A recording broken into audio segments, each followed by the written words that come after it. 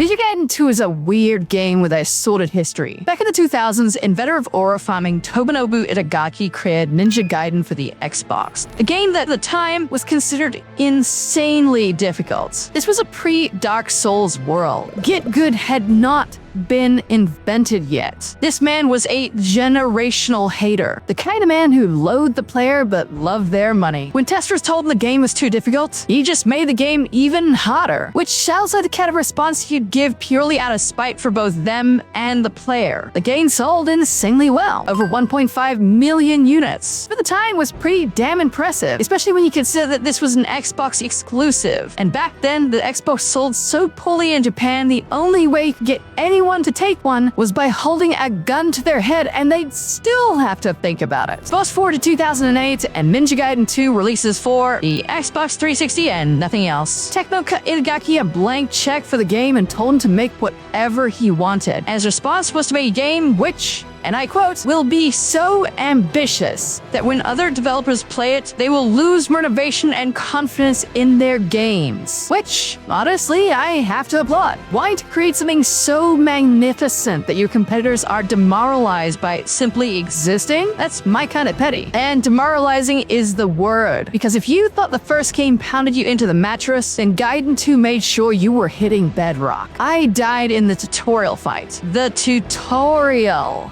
You'd think the game was being generous by refilling your health bar after every encounter, until you realize that the bar gets shorter every time you take damage. Dark Souls wishes it could be this unforgiving, and that's the problem. Tecmo didn't like how Itagaki was so chummy with the platform that they couldn't sell games on in Japan. So, once he quit the company, the bosses at Tecmo wasted no time in making sure the Sigma version for the PS3 was a game with fewer enemies, shorter levels, and with bosses removed or streamlined, along with a difficulty curve that was more like a flat line. And every re-release for the game since then has been built either off Sigma 2 or Sigma 2 Plus for the Vita. Even Ninja Gaiden 2 Black, released in 2025, isn't a true port of the Xbox 360 original, instead being based on Sigma 2 with some modifications thrown in to try and get it closer to the original. Why? Because Koei Tecmo no longer have access to the original Gaiden 2 source code. Yep, it's Silent Hill 2 all over again. The code is either lost or corrupted, meaning that the original, most pure version of Ninja Gaiden 2 is forever locked on the Xbox 360. Because the original code is essentially a ghost in the machine, the only way to truly understand Itagaki's vision is to fire up the original version and suffer.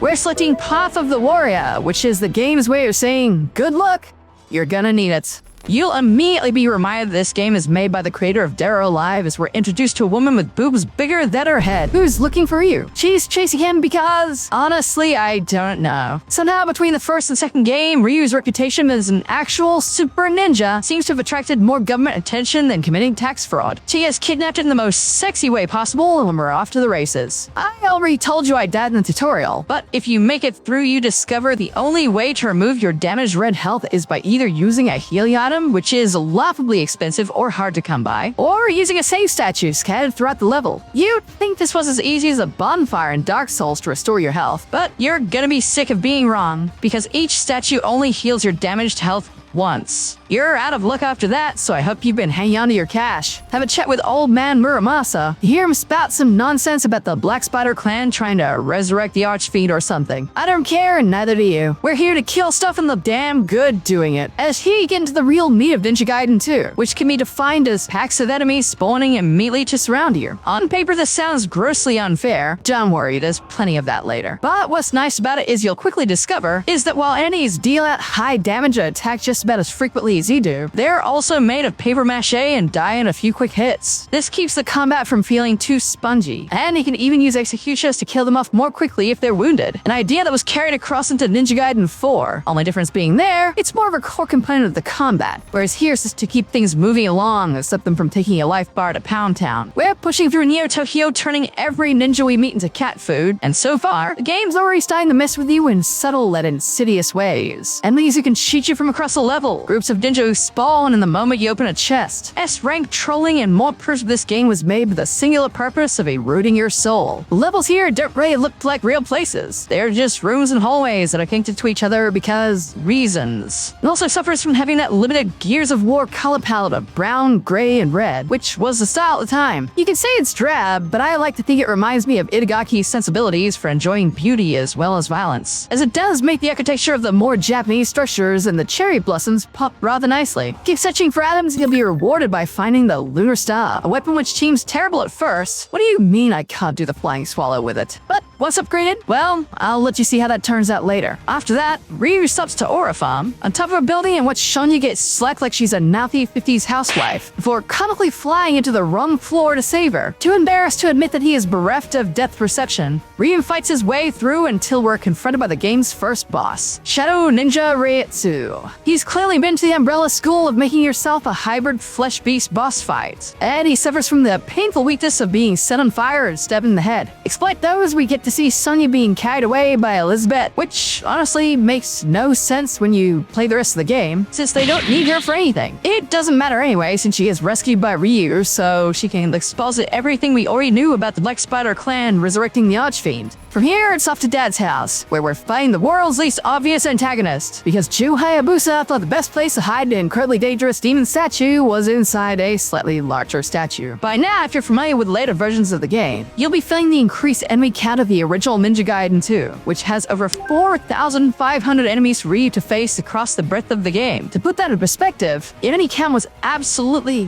gutted for Sigma, reducing the overall number to around 1,500. Even Ninja Gaiden 2 Black, which is the closest you can get to the original, tops out at around 2,100. The retooled combat of those games and that tankier enemy health made sure every fight felt like a duel, whereas in Itagaki's version, it's a meat grinder for the players skilled enough to execute it, slicing legions of enemies to ribbons with a few well-timed strikes. Push on and you'll come across the second weapon, the Falcon Talons, a weapon that I never used because this game forces you to spend tens of thousands of points on upgrades, unlike Sigma, so I need to be choosy about what I invest in. That doesn't matter anyway, because outside that room is the game's first muster closet, a courtyard spawning seemingly infinite numbers of ninja. It seems like the game is being completely unreasonable, throwing wave after wave of bodies at you with no end in sight. But it's actually a very sneaky test. If you can demonstrate your skill and resolve to endure the onslaught, you'll be awarded the Rod of Trials, a key that grants you access to the Trials of Valor. They're challenge rooms very similar to the Purgatory Gates of Ninja Gaiden 4, designed to test your skill in arenas to unlock rare items and consumables. If you're not familiar with them, they were done away with in later versions, as the rewards were simply scattered throughout the level. Fight your way through the creepy Ninja Spider-Man again, because, I don't know, the game needed padding, before fighting the actual boss for the second chapter, Master Genshin. He's the first real skill check of the game, proving completely immune to any cheap tactics you might have like Dinpo, Flying Solo, or the Charged Annihilation move. And trying to count him just results in him armoring through your attacks. But he's not immune to getting the Lunar Star rod shoved down his throat, which should have ended the fight right there and then if Daddy Dearest hadn't stepped in to solo farm him for XP. Chapter 3 kicks off with the greater fabulous fiend Alexei waxing poetic with the Statue of Liberty, before setting a stage for a battle in the streets of New York. We get to enjoy some very classy in-game advertising, before getting back to the business of killing fiends and committing genocide on the Black Ninja Clan. It's in those streets that we get tantalized by the prospect of what could have been. Ninja Gaiden has always been held in high regard as an action spectacle title, but it's never been elevated to the dizzying heights of its contemporaries like God of War or Devil May Cry. Ninja Gaiden 2 is a game built with intent, a deliberate vision by Itagaki. He wanted this to be the absolute peak of character action games. So why isn't it seen that way by the public? What limits it from being that game which Itagaki dreamed of making his competitors weep? It's a question I ask myself a lot as I push through wave after wave of bloodthirsty fiends. And the answer was becoming increasingly obvious. In Ninja Gaiden 2, there is no power fantasy. If you can't handle being stun-locked or perforated with projectiles from off-screen, you simply don't progress. The game demands a level of mechanical purity that few players were prepared to accept at the time. In a market that was increasingly moving towards accessibility, Itagaki demanded that you sink or swim. He was waving against the current of popular opinion, which was certainly on brand for him. The next big boss is a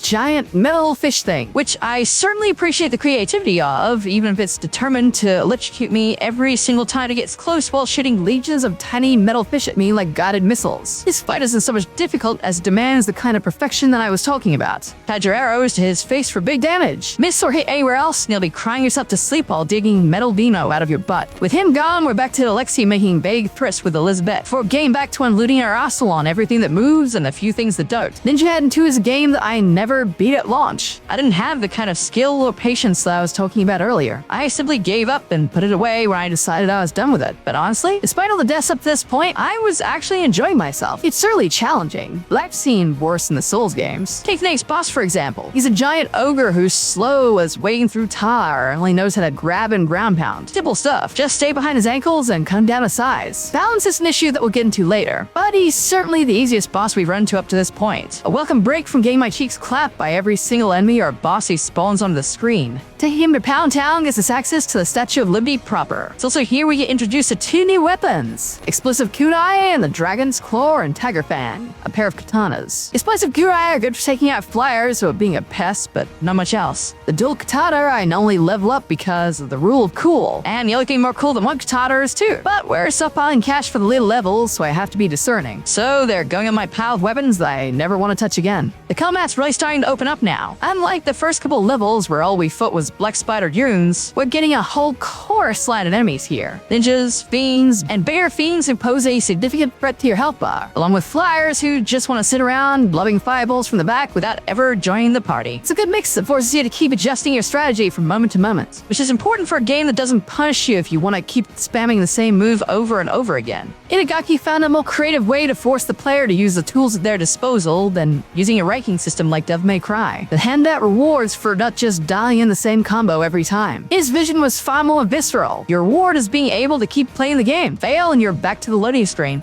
Time to take out Greater Fiend Alexei by clapping those fabulous cheeks he's just dying to flaunt. He's the first boss as such to feel more than a little unfair, powering through your moves with iframes and spamming unreactable grabs. I'm still in the mindset of trying to use as few items as possible to save up money, so it takes a while to beat him the old-fashioned way, stabbing him repeatedly in the head. From there, it's on to Edo or Blondo? No, seriously, the house in the background is giving familiar vibes, and honestly, I'm starting to wonder if this really is the Dark Souls of video games. Anyways, there's werewolves now, and we're out of the next section of the game. I grabbed the Kurasagama. I activate my trap card! Kunai with chain! And immediately upgrade it because it's the best weapon in the game for dealing with large groups of enemies all at once. What makes the werewolves insufferable is they have hyper armor on basic attacks, meaning the only way to fight them is to spam right back with obliteration moves. When you are doing that, you'll be spending much of your time spamming the underwater Gatling gun against mines to farm orbs, a feature they removed completely from the Sigma version. But if you keep pushing ahead, you get to the most Dark Souls area yet. We find a whole underground cavern filled with ancient ruins populated entirely by ghost fish. I'm gonna fight the doink who suggested bringing those things back from Ninja Gaiden 1 and run them over with my car. And a giant water dragon boss. I'm a little unclear on what the intended method is for fighting him, but I found shooting him in the head with a bow and Nimpo did a pretty adequate job. After that, we're back to storming the castle, in scenes that look so reminiscent from Resident Evil 4 I keep waiting for Leon and Ashley to run by. This here I've upgraded the Luna staff to its maximum level, and I'm quickly starting to realize it might be the most busted weapon in the whole game. It's fast, hits dozens of times per second, covers short and mid-range, and for boss fights hits ranges that the Dragon Sword struggles with. Plus, I have a weakness for weapons with big,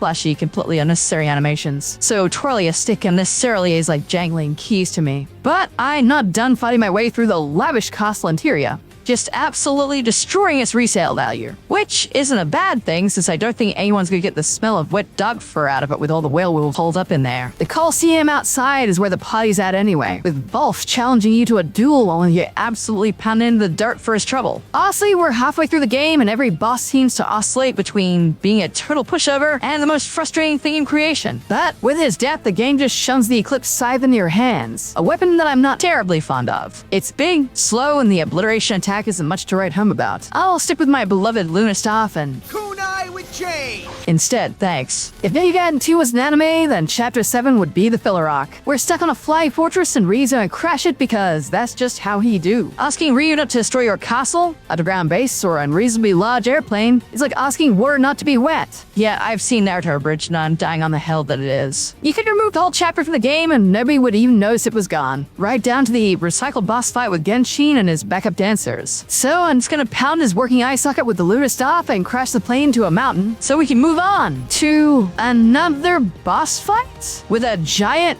lava armadillo. If you gave me the most statistically improbable combinations of cards against humanity, I am certain you would not come up with the most baffling combination of awesome and boring as a lava armadillo. Then this is where the game starts showing its cracks. Up until now, things have been pretty fair and decent. I can live with the hyper armor on werewolves, or Alexi's unreactable throws. But now we're getting 2 boss fights back to back. No break, no chance to resuck your arms at the store, just the game cackling maniacally while telling you to choke down a fistful of concrete and harden up. It's bullshit, and it's far from the last time we're gonna see it. And that's because Chapter 8 is upon us, with Zidonius, the greater fiend, here to show us how he's legally distinct from Volth by using fire instead of storms to absolutely haze the poor humans trying to put up a defense. Chapter 8 is also where the real bullshit starts. In fact, Chapter 8, I can guarantee you, is going to be the quit point for a lot of players. It is relentless. The training wheels are off, and you know this because every single enemy is armed with an assault rifle. And when they're not armed with assault rifles, they're armed with rocket launchers. Or a multi-rocket launcher, or a mech suit. And they'll exercise those new toys by spamming them constantly both on and off screen. You will spend hours just trying to get out of the starting area. Frustration doesn't even begin to cover what you're gonna feel. This is the difference between a game like Ninja Gaiden 2 and Dark Souls. Souls games are harsh and challenging, but fair. When you die, you'll know where you died. You'll know what you could have done to avoid it. The death was always avoidable, and your fault. Here, it has nothing to do with fairness. Death is swift, merciless, and mean-spirited, biteful. You're not dying because you didn't block or dodge at the wrong time. You're dying because you ate your 137th rocket fired from an enemy off-screen and halfway across the map. It's unfair. And more importantly, the game knows it's unfair, but doesn't care anyway. If you can push your way through that absolute nonsense in the recycled boss fights, you'll be treated to some light platforming as you scale the clock tower, all the way up to your showdown with Zidonius. The strategy of believing in the Luistov superiority is starting to pay big dividends here, along with the fact that we're far enough into the game that I can afford to start spending a few items on boss fights if it gets me through things a little bit quicker. We're gonna pull a Die Hard and jump from an exploding clock tower before putting the chapter behind us, which is something that I'm truly grateful for. From here, it's on to the swamplands, where the rocket launcher disease continues to spread and shows zero signs of abating. And I'm thinking to myself, yeah, okay, I get Itagaki. You made a tough video game. I could make one too if I replaced every enemy's arms and legs with projectile explosives. But it's also here that you get one of the most curious pieces of cut content, the tunnel section. For whatever reason, this whole part of the level is cut from the Sigma version onwards. In those games, dropping in the tunnel entrance just has you appear on the other side during the daytime. But here, there's a whole tunnel section filled with insects and a bizarre worm boss I have no idea how to fight, besides spamming Nimpo and hoping for the best. My guess is that it was cut because it's just a boring section with nothing particularly interesting happening, but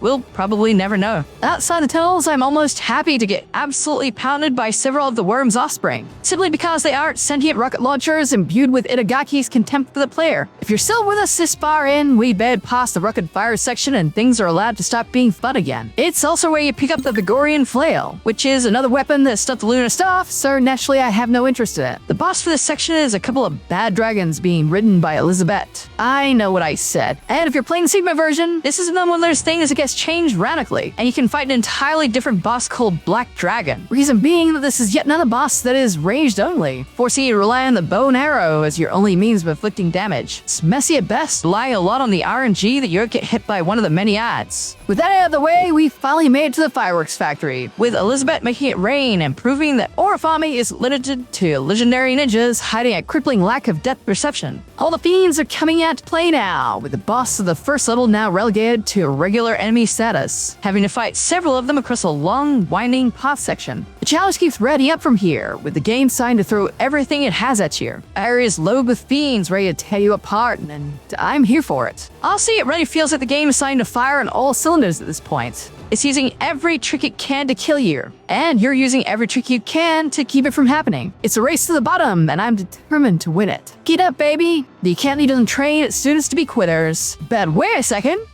Okay, things are getting a little more hentai all of a sudden. Yeah, I'm talking giant, sweaty underground caves filled with naked demons, and an increasingly naked Elizabeth, and some weird ritual with an old man while Genshin watches her get chastised from the chair. If you like where this is going, please seek help.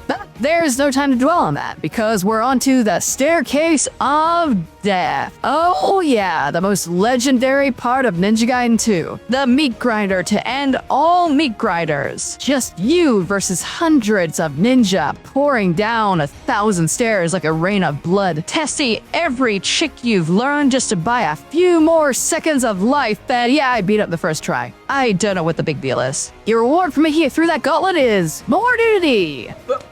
Here I come. Oh, here I come. Oh. Yeah, we find Elizabeth actually naked and casually lounging in a pool of blood, as one is wont to do when they run out of moisturizer. Sadly, this doesn't last as she quickly turns into an evil mustard butterfly. But it's okay because I've seen Bleach, so I know how to handle those. By this point in the game, I'm sitting on so much cash, I'm happy to stop throwing away Healy items and Nimpo boosts to make things painfully simple for her. The strategy of min-maxing my currency is pay off handsomely. At this point, I'm expecting that I can steamroll the rest of the game with very little difficulty. We do not steamroll the end of the game, but I'll get to that. She has flushed down her own toilet, which has to be some truly generational disrespect on Ryu's part. Before finding out Genshin hasn't moved from the cut chair and this whole scene is really working for him. Also, Rusine is here to remind everyone she's still in the game for some reason, even though she's not doing anything. Ayane also shows up to do absolutely nothing except give Ryu a Zenkai boost in the form of the True Dragon Sword, making you ask why she didn't do that 11 chapters ago. We're back in Hayabusa Village, fighting our way through it in reverse because Ryu can't afford an Uber ride to Mount Fuji in this economy, being we've hit the padding portion of the game where Itagaki realized you might be in danger of finishing things too quickly. But he can't add a new level because he already spent the whole budget on strippers and jail physics. The base of Mount Fuji yields even more wave fights, but if you can't handle those at this stage, I genuinely don't know how you made it this far. But wait, don't get too excited because Genshin has finally decided he's done watching you have fun with the minnows. He's here to remind you that there's still sharks in these waters. Sadly, by this point, with your upgrade asshole and fat ninja wallet, he poses so little threat that it's genuinely embarrassing for us both, and Ryu has to leave before he succumbs to a failed dose of cringe. But we're not done seeing lost of him because Elizabeth is back from the dead already, foreshadowing the fact that she's not done making Genshin do her bitch work. We're in the actual underworld now, with the end of the game closing in fast. The stakes have never been higher, a fact that is quickly brought into harsh relief by the fact we're going to do a gauntlet of the game's toughest bosses, starting with this absolute goddamn nonsense of fighting not one, but two lava armadillos at the same time. It is completely absurd on several levels, the most prominent being that you can't see a damn thing for the most part, with the entire screen being made of fire and bloom from the moment it starts to the time that it's over. Say what you will about modern gaming, but strides are made in accessibility as moments like this, so I'm thankful for it. After that, we're playing all the classics. Zernius in a Lake of Fire, and Volf with his legally distinct Motaro fan club. Alexi pops up to show us that he's kidnapped Sonya because she thought it was a good idea to follow Ryu into the underworld. I'm genuinely confused how anyone would believe that. And he's a sticker in a cage so we can force her to listen to diary excerpts on while the demon Stacy's ignored him for all the Volf chads in high school. But we get to find her after that, saving her from that awful fate by letting him wrap his hands around our throat instead of hers, as he continues to spam even more unreactable grabs, which I'm starting to believe is how he conveys affection. Free from his literal and metaphorical grasp, Ryu tells her to stay exactly where she is, because trying to, I don't know, leave the underworld is somehow a worse idea than hanging out at the place full of handsy fiends. Whatever. We're pushing forward, fighting through enough demons to arouse Bethesda's lawyers before we get to the main event. Because it's time to fight Genshin again. Words I sense so often in this script that they're starting to lose all meaning. He is also a fiend now, which might make the slightest bit of difference if I hadn't killed dozens of their ilk just to get here. But hold on. He pulls a Takuto Jutsu with his dying words and hands us his sword, which I guess means we're bros now? It doesn't matter. It's just a narrative hook because Lisbeth is here to disrespect our newly minted ninja bro and give Ryu extra motivation to spank her perfectly toned butt as we get to fight her another back-to-back boss fight. Yep, I didn't waste all your resources fighting Genshin for the 15th time because she's back and deeply upset that nobody gets to watch her from the cut chair because they're all dead. The fight is far more punching than the last time, but it's because she insists on flying everywhere and being completely invisible while she does it, only having a few small windows open to inflict any kind of meaningful damage. I'm burning every remaining recovery item I have just to put her in the ground. But it's okay because that's not going to be a problem for me later with all the cash that I've stored up, right?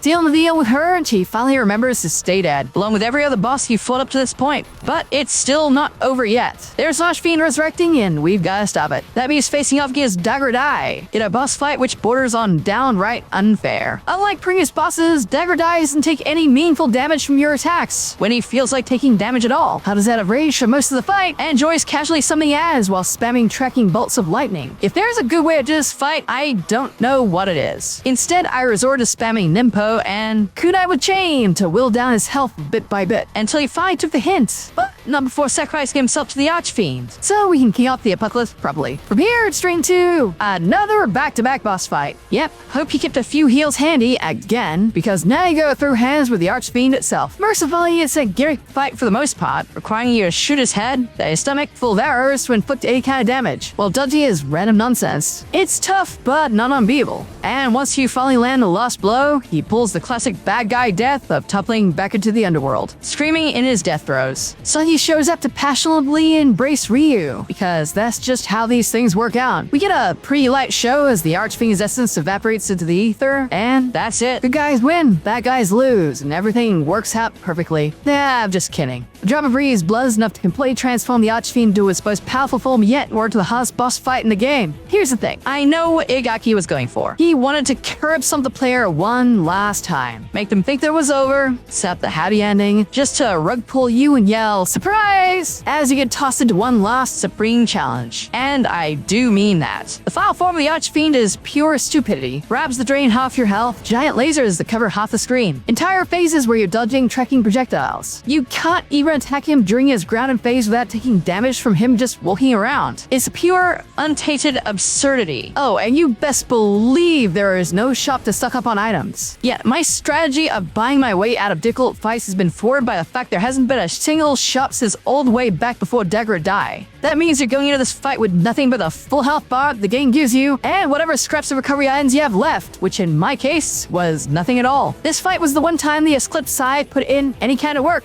It seemed to be the one weapon in my arsenal that I upgraded that actually put a dent in his ass, but its slow attack speed meant that I was dying to his stupid grab and laser horse crap constantly because I couldn't get out of the way in time. I only managed to beat him by learning how to abuse the iframes of my dodge and Nimpo attacks to avoid the worst of his attacks, and finally put him 6 feet deep after nearly an hour of bashing my head against his wall. With the Archfiend dead, we get a colossal blast that somehow Ryu and Sungyo escape from completely unscathed. They stare at each other longingly. The sun rises, and that's it. Realsies this time. Credits roll, and congratulations! You've just beaten Ninja Gaiden 2, the real version. Itagaki's uncompromising vision on what spectacle action games should be, taken to their logical extreme. I'd beaten the Sigma and Black versions plenty of times, but this was the first time completing the original game, after abandoning it all the way back in 2009. And you know what? I kinda love it. More than Sigma, more than Black. Ninja Gaiden 2 is a flawed game, especially through the lens of a player in 2026. It's a game designed from the ground up meant to demoralize the player, telling them that if they died, is because they weren't good enough. They couldn't embody Ryu's legacy as a legendary ninja. There are parts of the game that feel downright spiteful and malicious, crafted to do nothing but rub salt into the wound of failure after failure. But it's because of that unwavering, unflinching dedication to his vision that